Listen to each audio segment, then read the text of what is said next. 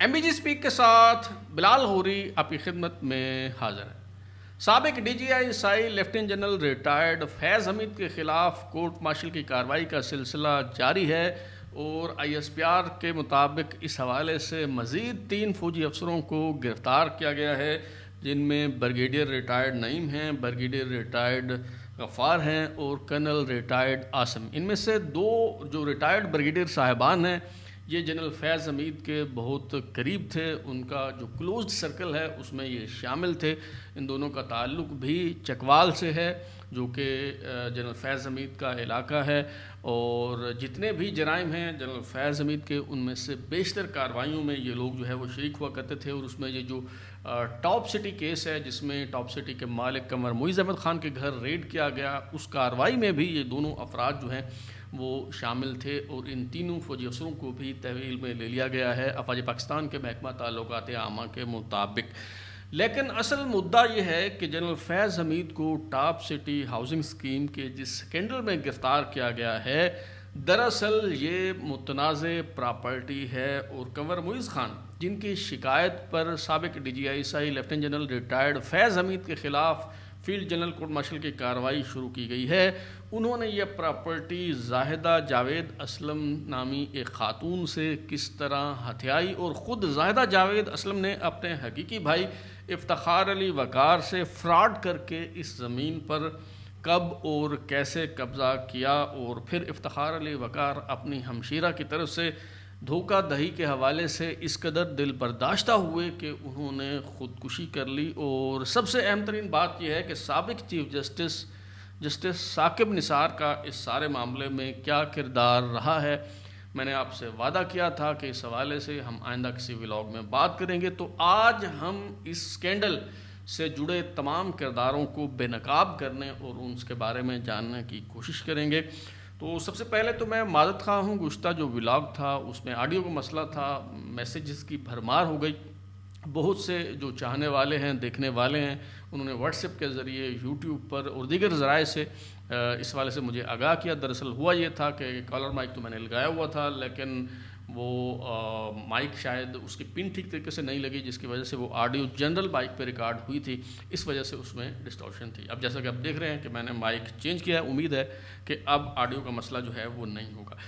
اچھا جی، اگر ہم ٹاپ سٹی ہاؤسنگ اسکیم کی بات کریں، ویسے اسے ہاؤسنگ اسکیم نہیں بلکہ اسکیم کہا جانا چاہیے، کیونکہ یہ بہت بڑا اسکیم ہے، اس کی تفصیل جو ہے وہ میں آپ کو بتانے لگا ہوں آج۔ تو جناب یہ کہانی شروع ہوتی ہے 2003 کے آخر اور 2004 کے آغاز سے۔ اس وقت جنرل پرویز مشرف صاحب کا جو ہے وہ دور حکومت تھا، اور آپ جیسا کہ جانتے ہیں جنرل پرویز مشرف کے دور میں پراپرٹی کا بوم آیا، اور اچانک پراپرٹی کی جو پرائسز ہیں انہیں پر لگ گئے، اور پراپرٹی کے ریٹ جو ہیں وہ آسمانوں سے باتیں کرنے لگے۔ اور اس دوران راولپنڈی اسلام آباد کے ایک پراپرٹی ڈیلر ہیں جن کا نام ہے افتخار علی وقار، وہ سوچتے ہیں کہ موٹر وے ٹول پلازا کے قریب ایک جو زمین ہے جو غیر آباد ہے وہ خرید لی جائے۔ اس وقت یہ جو زمین تھی اسلام آباد موٹر وے ٹول پلازا کے قریب، اس میں سے کچھ زمین کا حصہ جو ہے وہ پنڈی گھیب کے علاقے میں بھی آتا تھا، اس کی حدود میں آتا تھا، اور کچھ جو ہے وہ راولپنڈی اسلام آباد میں آتا تھا۔ تو یہ جو زمین تھی یہ بالکل بنجر زمین تھی، غیر آباد تھی، نہ آپ اس کی کوئی کمرشل ویلیو تھی، نہ اس کی کوئی ریزیڈینشل ویلیو تھی، نہ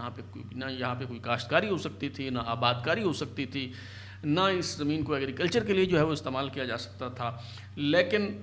یہ افتخار علی وقار کا ویژن تھا، انہیں اندازہ تھا کہ اگر آج یہ زمین کوڑیوں کے مول خرید لی جائے تو کل سونے کے بھاؤ یہ زمین جو ہے وہ فروخت ہوگی۔ لیکن کوڑیوں کے مول بھی خریدنے کے لیے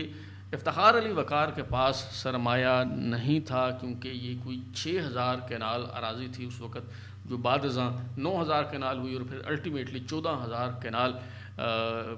مشتمل اراضی پہ یہ ٹاپ سٹی ہاؤسنگ اسکیم جو ہے وہ بنی ہوئی ہے۔ تو وہ 6000 کینال اراضی بھی خریدنے کے لیے اس کے پاس پیسے نہیں تھے، اور جیسا کہ ہمارے ہاں ہوتا ہے کہ جو اوورسیز پاکستانیز ہیں، جو بیرون ملک رشتہ دار ہوتے ہیں، عزیز و اقارب ہوتے ہیں، دوست احباب ہوتے ہیں، ان سے قرض لے کے جو ہے وہ کوشش کی جاتی ہے۔ تو یہ جو افتخار علی وقار ہیں، ان کی بڑی بہن ہمشیرہ جو ہیں ان کی شادی 1989 میں ہوئی اور وہ برطانیہ منتقل ہو گئی، اور اس وقت سے وہ برطانیہ میں ہی رہ رہی تھیں اور اب بھی برطانیہ میں رہ رہی ہیں، ان کے پاس برطانوی شہریت ہے۔ تو افتخار علی وقار نے اپنی بہن سے مدد مانگی اور ان سے کہا کہ آپ مجھے 8 ملین یعنی 80 لاکھ روپے جو ہے وہ آپ ادھار دے دیں یہ زمین خریدنے کے لیے، اور یہ پروجیکٹ میں بنانا چاہ رہا ہوں اور اس سے جو ہے وہ آپ کو بھی جو ہے وہ فائدہ ہوگا۔ تو 80 ملین روپے یا 80 لاکھ روپے 8 ملین جو ہیں وہ اس خاتون نے اپنے بھائی کو جو ہے وہ دے دیے، اور اس نے وہاں پہ ہاؤسنگ سوسائٹی جو ہے وہ اس پہ ڈیولپمنٹ کا کام شروع کرا دیا۔ یہ 2004 کے جو ہے وہ آغاز کی بات ہے، اور اس نے اپنی ایک فرم بھی جو ہے وہ رجسٹر کروا لی اسلام آباد رجسٹرار آفس میں، ڈائناسٹ ایسوسیٹس کے نام سے اس نے ایک فرم رجسٹر کروائی، اور ابتدائی طور پہ یہ جو سوسائٹی ہے اس کا نام سن سٹی رکھا گیا، اور بعد ازاں اس کا نام تبدیل کر کے ٹاپ سٹی ہاؤسنگ اسکیم جو ہے وہ ہو گیا۔ اور جیسے میں نے بتایا کہ ابتدائی طور پہ 6000 کنال اراضی خریدی گئی تھی، پھر کچھ 3000 کنال اراضی اور خریدی گئی، پھر اور خریدی گئی، تو الٹیمیٹلی 14000 کنال اراضی جو ہے وہ ہو گئی۔ اب جو بندہ جو ہے وہ اپنی بہن سے پیسے لے کے زمین خرید رہا ہے تو ظاہر ہے اس کے پاس سرمایہ کی کمی ہے، تو ڈیولپمنٹ اس نے شروع تو کی اور پلاٹ بیچنا بھی 2004 میں شروع کر دیا، لیکن ڈیولپمنٹ اس طرح سے نہ ہو سکی جس طرح سے جو ہے وہ ہونا چاہیے تھی، اور سرمایہ کی کمی کی وجہ سے وہ اپنے خوابوں کو حقیقت کا روپ نہ دے سکا، مشکلات جو ہیں وہ بڑھتی چلی گئیں، اور اس دوران بہن نے پیسوں کی واپسی کا تقاضا کیا، اور وہ معاشی مسائل کا شکار تھا، وہ سوسائٹی میں اور پیسے لگانے کی جو ہے وہ ضرورت تھی، کیونکہ یہ کاروبار ایسا ہے کہ اس میں پہلے آپ پیسہ لگاتے ہیں اور پھر پیسہ جو ہے وہ آتا ہے، اور اتنا زیادہ آتا ہے کہ آپ سنبھال نہیں پاتے۔ تو اگر آپ کے پاس شروع میں لگانے کے لیے پیسہ نہ ہو تو پھر الٹیمیٹلی آپ کی جو سرمایہ کاری ہے وہ بھی ڈوب جاتی ہے۔ تو اس بندے کے ساتھ بھی جو ہے وہ یہی ہوا، اور اس کی بہن کو جب پیسے واپس نہیں ملے تو اس نے سوچا کہ یہ پیسے تو مجھ سے لیے تھے یہ زمین خریدنے کے لیے، تو یہ اس پہ میرا حق ہے اور یہ میری بھی جو ہے وہ پراپرٹی ہے۔ تو 2007 میں زاہدہ جاوید اسلم نے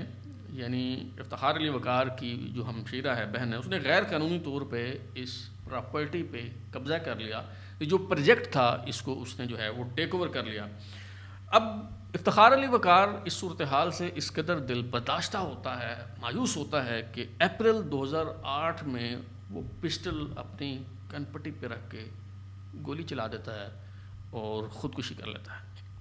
اب جب اس کی بہن زاہدہ جاوید اسلم کو پتہ چلتا ہے کہ اس کے بھائی نے خودکشی کر لی ہے، اور بظاہر تو اس نے خودکشی کی ہے لیکن پتہ ہوتا ہے کہ یہ اس کی موت کی ذمہ دار جو ہے وہ میں ہوں اور اس کا الزام میرے سر پہ آئے گا، تو زاہدہ جاوید اسلم کیا کرتی ہیں کہ وہ اپنا سامان سمیٹتی ہیں، برطانیہ چلی جاتی ہیں۔ اچھا، اس کے بعد جو افتخار علی وقار کی اہلیہ ہے، ان کی فیملی ہے، ان کی وہ بڑی مشکلات کا جو ہے وہ شکار ہوتے ہیں، اور افتخار علی وقار کے برادر ان لا یعنی سالے جو ہیں محمد اظہر سلیم جن کا نام ہے، وہ مارگلہ تھانے میں ایک FIR درج کروا دیتے ہیں زاہدہ جاوید اسلم کے خلاف کہ جی اس نے نہ صرف جیل سازی اور فراڈ کے ذریعے یہ جو پراپرٹی تھی اس پہ قبضہ کر لیا، یہ زمین جو ہے وہ اس نے ہتھیا لی، بلکہ 4 قیمتی گاڑیاں جو ہیں جو افتخار علی وقار کے نام تھیں وہ بھی اس نے اپنے نام کروا لیں زاہدہ جاوید اسلم نے۔ تو یہ FIR جو ہے وہ پاکستان میں درج ہو جاتی ہے، اور پھر کئی سال تک زاہدہ جاوید اسلم جو ہے وہ پاکستان واپس سے نہیں آتی، وہاں لندن سے ہی وہ اپنے دوستوں کو، رشتہ دار، احباب، عزیز و اقارب کو جو ہے وہ کہتی ہیں کہ جی مجھے کوئی بندہ تجویز کرے، کوئی قابل اعتماد شخص ہو جو اس پروجیکٹ کو سنبھال سکے، اس کو لے کے چل سکے بطور مینیجر، یہ میں معاملات جو ہے وہ اس کے حوالے کر دوں۔ بہت سے نام جو ہے وہ سامنے آتے ہیں، الٹیمیٹلی ڈاکٹر نوشاد نامی ایک صاحب جو ان کے پیر صاحب ہیں، اور زاہدہ جاوید اسلم جو ہے وہ ان کا بڑا احترام کرتی ہے اور ان کی بات جو ہے وہ بڑی سنتی ہے، تو ڈاکٹر نوشاد صاحب تجویز کرتے ہیں کنور معیز احمد خان کا نام، اور کنور معیز احمد خان زاہدہ جاوید اسلم کے موقف کے مطابق ابتدائی طور پہ 25,000 روپے ماہانہ تنخواہ پہ انہیں ملازم رکھا جاتا ہے، اور وہ کام کرنا شروع کر دیتے ہیں، اور پھر ان دونوں کے درمیان کچھ ٹرانزیکشن بھی ہوتی ہے، کوئی بتایا جاتا ہے کہ 100 ملین روپیز کی جو ہے وہ تقریباً 1 کروڑ روپے کی جو ہے ان کے درمیان ٹرانزیکشن ہوتی ہے۔ اب اس پہ زاہدہ جاوید اسلم صاحبہ کا موقف یہ ہے کہ یہ پیسے جو ہیں یہ دراصل زمین بیچ کے جو پیسے آ رہے تھے، تو بطور مینیجر کنور معیز احمد خان وہ پیسے مجھے بھجوا رہا تھا، اور کنور معیز احمد خان صاحب کا موقف جو ہے وہ یہ ہے کہ میں نے زاہدہ جاوید اسلم کو کہا کہ جی یہ پروجیکٹ آپ مجھے دے دیں، یہ زمین آپ مجھے بھیج دیں، اس کے پیسے آپ وصول کر لیں. اور یہ دراصل جو پیسے میں بھیج رہا تھا وہ زمین خریدنے کے لیے پیسے جو ہے وہ انہیں بھیج رہا تھا، اور اس کے بعد یہ پروجیکٹ جو ہے وہ میرا ہو گیا. اچھا، تو لیکن حقیقت یہ ہے کہ زاہدہ جاوید اسلم باہر بیٹھی ہوئی ہیں، ان کے خلاف مقدمات درج ہیں، وہ پاکستان آ نہیں سکتی، زمین متنازع ہے. قمر معیز احمد خان کو اس بات کا بڑی اچھی طرح سے اندازہ تھا، چنانچہ وہ اس پروجیکٹ کو جو ہے وہ ٹیک اوور کر لیتے ہیں، اور ایم کے 2 رہنماؤں کے ساتھ مل کے وہ پھر اس کو سوسائٹی کو باقاعدہ جو ہے وہ لانچ کرتے ہیں، اور جو ڈیولپمنٹ ہے اسے فاسٹ ٹریک پہ لے آتے ہیں. یہ جو ایم کے 2 رہنما ہیں، ان میں سے ایک جو ہیں وہ اب دنیا میں موجود نہیں ہیں، ایک اب بھی حیات ہیں. ان کے نام جو ہے وہ آپ کو میں آئندہ ولاگ میں جو ہے وہ بتاؤں گا. تو بہرحال ان کے ساتھ مل کے، جن میں سے ایک صاحب جو اب دنیا میں نہیں ہیں، ان کی سرمایہ کاری بھی ہوتی ہے، تو ان کے ساتھ مل کے قمر معیز احمد خان جو ہیں وہ اس سوسائٹی کو ڈیولپ کرنا شروع کرتے ہیں. اور اس دوران ہوتا یہ ہے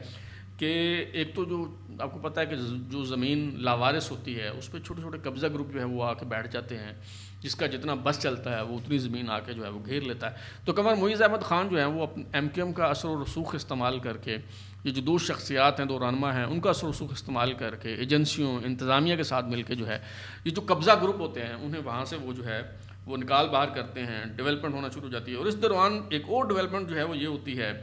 کہ جو کشمیر ہائی وے ہے وہ بن جاتی ہے، اور پھر جو میٹرو بس سسٹم ہے اس کے ذریعے یہ جو ٹاپ سٹی سوسائٹی ہے اس کی ایئرپورٹ سے اپروچ جو ہے وہ بڑی زبردست ہو جاتی ہے. یعنی اس کی جو جغرافیائی ویلیو ہے اس میں اضافہ ہو جاتا ہے، اس کا جو محل وقوع ہے وہ اتنا اچھا ہو جاتا ہے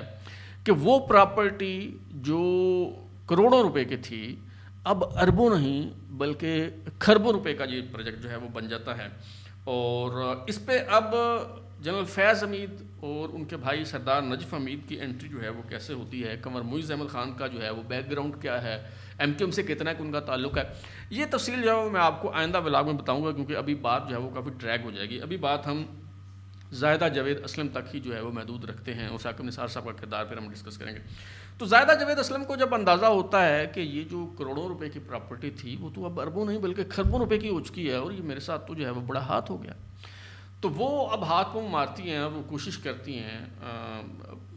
اپنی یہ زمین جو ہے واپس لینے کے لیے، اپنا حق جو ہے وہ واپس لینے کے لیے.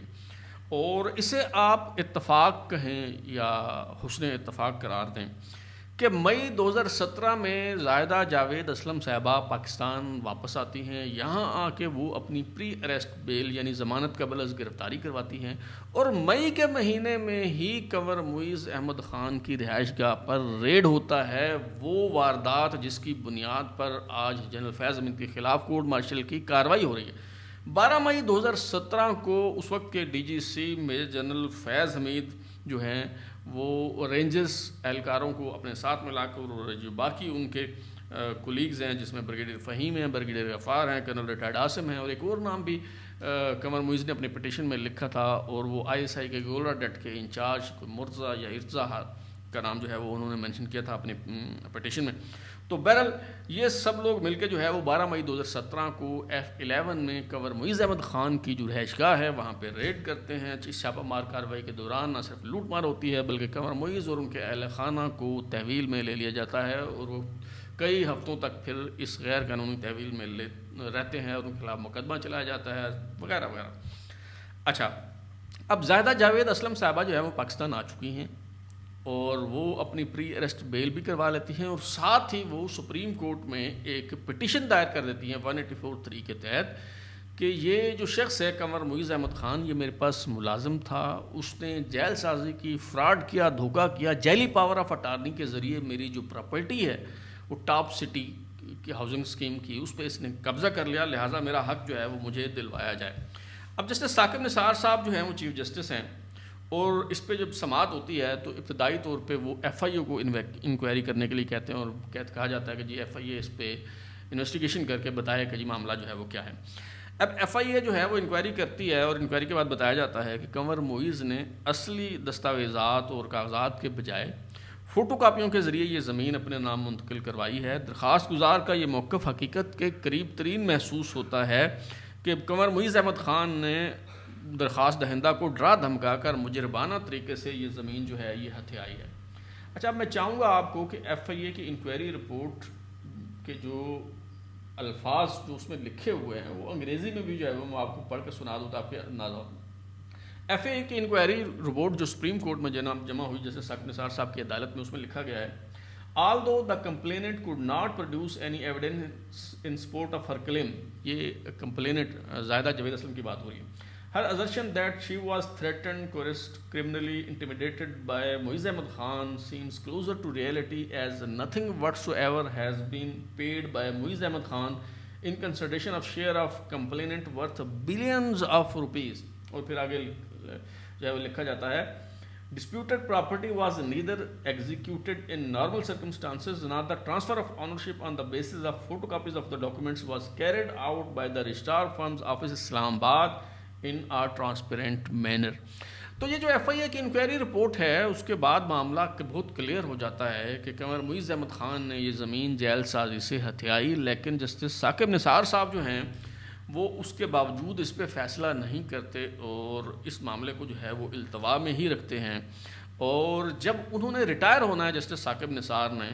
غالباً 17 جنوری 2019 کو ان کا آخری دن تھا، انہوں نے ریٹائر ہونا تھا، تو اس دن انہوں نے نہایت عجلت میں یہ معاملہ نمٹا دیا، اپنے چیمبر میں سماعت کرتے ہوئے قمر معیز احمد خان کے خلاف یہ جو درخواست ہے یہ انہوں نے خارج کر دی۔ اور اب جب گزشتہ ولاگ میں نے آپ کو بتایا کہ